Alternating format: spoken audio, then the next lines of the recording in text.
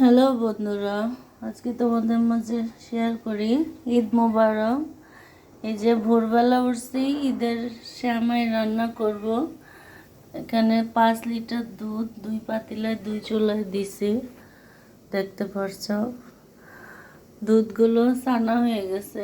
কি অবস্থা বলেন, এই সকালবেলা এই যে পুরো দুধ ছানা হয়ে গেছে। এখন কেমনি কি করব বন্ধুরা বলো।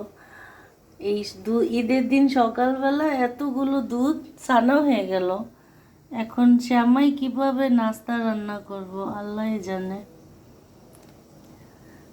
মানে এরকম প্রথম হলো, কখনোই এরকম হয় না ঈদের দিন নাস্তা রান্না করার দুধ নষ্ট হয়ে যাবে।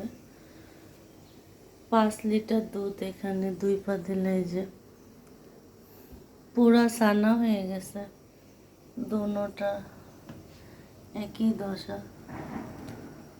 আল্লাহ, পুরাই মনটা খারাপ হয়ে গেল। এখন কিভাবে কি করব বুঝতেছি না।